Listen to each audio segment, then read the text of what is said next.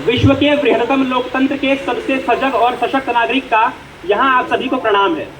मैं सुधांशु रघुवंशी आज सदन में प्रस्तावित इस विषय का पुरजोर विरोध करता हूँ, और करूँ भी तो क्यों ना। इससे पहले कि मैं अपनी बात को थोड़ा आगे बढ़ाऊं, मैं यहाँ प्रस्तावित विषय का शव परीक्षण करते हुए आपको दो शब्दों के अर्थ समझाना चाहूंगा, लोक लुभावनवाद और लोकतंत्र।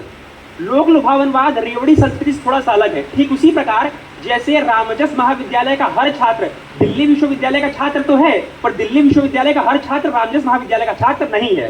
ठीक उसी प्रकार लोकतंत्र वह व्यवस्था है जहां पर हम अपने नेता को, अपने प्रतिनिधि को चुनते हैं, और किस प्रकार चुनते हैं उसका एक माध्यम होता है, वो होता है चुनाव। चुनाव हमारे लोकतंत्र का महापर्व है, और ऐसे लोकतंत्र के महापर्व में हमारे सम्मुख दो प्रत्याशी आते हैं जो हमारे सामने अपना घोषणा पत्र रखते हैं। महोदय मैं आपको ये दूंगा, महोदय मैं आपको ये दूंगा। छोटा सा उदाहरण लेते हैं, दिल्ली विश्वविद्यालय के छात्र संघ का चुनाव होने वाला है। एक तार्किक व्यक्ति के सामने यदि कोई प्रत्याशी आता है और वो बोलता है कि कक्ष संख्या ABC में AC अगर लग जाएगी तो आप लोगों के लिए पढ़ने में सुविधा होगी, और वहीं पर दूसरा प्रत्याशी आके कहता है देखिए ये मेरा चेहरा है और मेरे चेहरे को देखिए वोट दे दीजिए, तो कोई भी तार्किक व्यक्ति किसको वोट देगा इस बात जानते ही हैं। वो व्यक्ति उसी को वोट देगा जो उनके हित की बात करता है। मैं ये कहना चाहूंगा कि लोक लुभावनवाद वो चीज है जो बेसिक नीड्स होती है, जो मूलभूत आवश्यकताएं होती हैं। हमारे अंचल में एक कहावत है, राग रंग भूल गए छतड़ी। राग रंग भूल गए छतड़ी, तीन चीजें याद रही, नून तेल लकड़ी। क्या हमें इसी बात की आवश्यकता है? सरकार किस लिए बनी थी? यदि जो लोग इस बात का विरोध कर रहे हैं कि लोक लुभावनवाद से हमें हट करके सरकार हमें बस लॉलीपॉप बांट रही है, मैं उनको याद दिलाना चाहूंगा कि हमारी सरकार है, हमारा देश हमें कल्याणकारी राज्य है। हमने उस समय जब भारत की साक्षरता दर 20% थी, जब विश्व के कथित बुद्धिजीवी यह कहते हुए फूले नहीं समाते थे कि यह लोकतंत्र तो 10-15 साल चलेगा उसके बाद ध्वस्त हो जाएगा, वह लोकतंत्र आज 75 साल से अमर है और आगे भी अमर चलता रहेगा। मैं कहना चाहूंगा कि उस रोटी, उस कपड़ा, उस मकान को यदि सरकार मुहैया करा देती है तो व्यक्ति आगे की सोचता है। हमें दक्ष तो बनाना है, पर हमें उस जनता को दक्ष बनाना है जो इसके आगे की सोचे, वो बस रोटी कपड़ा मकान तक सीमित न रह जाए। मैं अपने साथी काबिल साथी से कहना चाहूंगा, उन्होंने दक्षता की बात की है। मैं बताऊं कि बनारस के विद्यालय में, एक प्राइवेट विद्यालय में साल भर में 11 लाख रुपए फीस लग जाती है।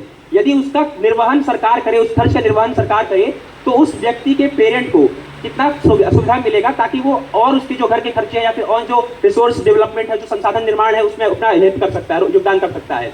मैं आपको बताना चाहूंगा कि जो लोक लुभावन राजनीति है वो मात्र इलेक्शन से पहले नहीं आती है, ये हर वो चीज है जो आपसे सरोकार रखती है। यदि कोई कहता है कि मैं आपका मकान टैक्स हाफ कर दूंगा, बिजली पानी माफ कर दूंगा, इसमें क्या बुराई है? हमें तो यह जानकर अत्यंत हर्ष की अनुभूति होनी चाहिए कि कोई व्यक्ति है जो मूलतः हमारी समस्याओं को, हमारी बातों से अवगत है, हमारी समस्याएं जानता है, न कि वो हवाई बातें करता है कि आप हमको वोट दीजिए, आपको हम सोने का बिस्किट बांट देंगे। और यदि आप ऐसा कह रहे हैं कि जनता के साथ ऐसी समस्या है, तो आप जनता की विवेक पर प्रश्न उठा रहे हैं, और जनता की विवेक पर प्रश्न उठाना हमारी बस की बात नहीं है। धन्यवाद।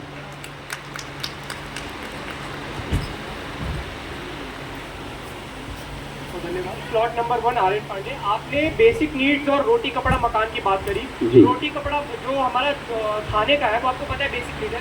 आपको बस एक फैक्ट दिखाना चाहूंगा कि वर्ल्ड हंगर इंडेक्स में नीचे की तरफ जा रहे हैं। नीति आयोग की एक रिपोर्ट आई है जिसमें एवरेज जो स्पेंडिंग है रूरल एरियाज में 1800 से अब घटकर 1300 रुपये हो गया एवरेज। आप मान लीजिए, घटने का मतलब ये होता है कि वो ज्यादा सेव कर रहे हैं और खर्च कम कर रहे हैं। इसका मतलब इन्फ्लेशन, महंगाई हो रही है। तो अगर सरकार जो कल्याणकारी नीति, जो पॉपुलिज्म में जो पॉपुलिस्ट लीडर्स करते हैं, और वो कल्याणकारी नीति में अगर ये बेसिक नीड ही नहीं पूरी हो पा रही है, तो वो किस बात के पॉपुलिस्ट लीडर है?